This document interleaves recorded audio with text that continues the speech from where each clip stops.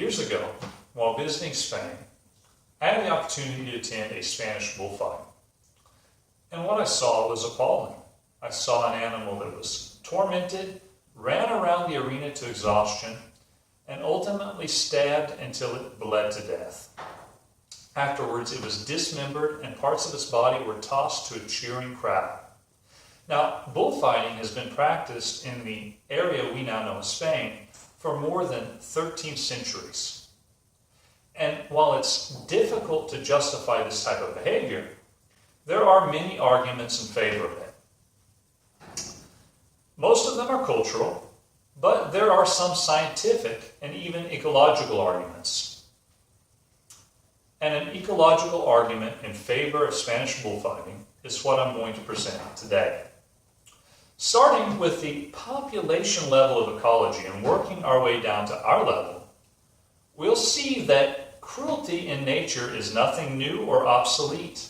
It's merely a product of nature's evolutionary pursuit of increased fitness. And we'll find out counterintuitively that from this perspective, the bull is helped more than it is hurt by bullfighting. To get our heads around this, let's start by looking at the nature and the common interactions between animals and the natural environment. You see, nature is inherently cruel, and animals are inherently brutal in their interaction with each other. In mainland Spain, for example, there are 7 primary predators on the mainland and more than 45 species of sharks in the waters around the country. The primary, or the largest predator in Spain is the brown bear.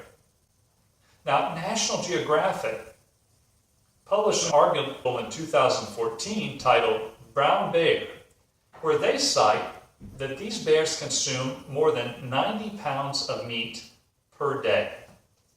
Now, later on in 2017, they published another article called What the World Eats, where they cite that the average Spaniard barely eats 5 pounds of meat per day.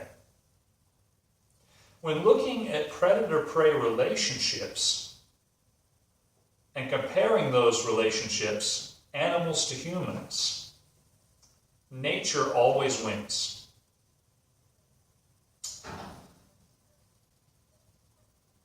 Now, looking at the classification of humans, the kingdom, phylum, class, order, family, genus, species, the very first thing we encounter, and there's no getting around it, is the fact that we're animals.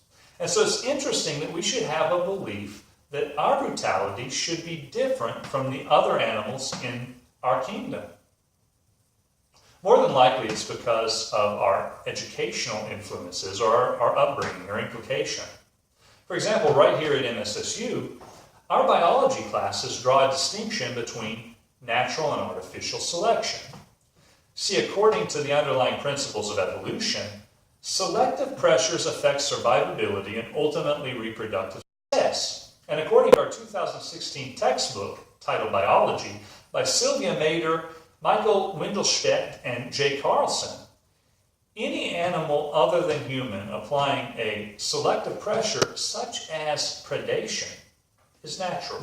But when a human does it, it's artificial, which implies that it's somehow unnatural. Another argument that draws a distinction between animals and humans is the argument that animals don't kill for pleasure, but bullfighters do. However, anybody that's ever owned a cat and watched it play with something till it died knows that this isn't true. Furthermore, as noted by Carrie Douglas in the 1999 book, Bulls, Bullfighting, and Spanish Identities, all of the bulls that are killed in a bullfight are taken to the market and sold for meat after the fight, further negating the argument. But don't worry, humans really are different than animals, in that unlike other predators, our prey actually benefits from our predation. Look no further than the 21 billion chickens in this world that outnumber us 3 to 1 specifically because we eat them. Likewise, Spanish fighting bull populations are benefiting greatly from our demand.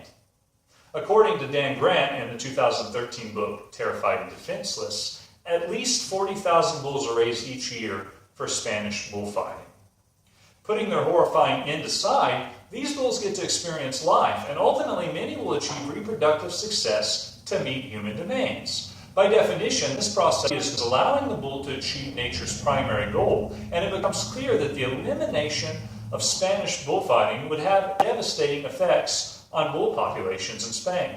Ultimately, our inclination to reject Spanish bullfighting is related to our failure to acknowledge that in nature, brutality is normal and natural. And beyond that, it's a failure to realize that present-day populations are artificially inflated, specifically by the Spanish demand for entertainment.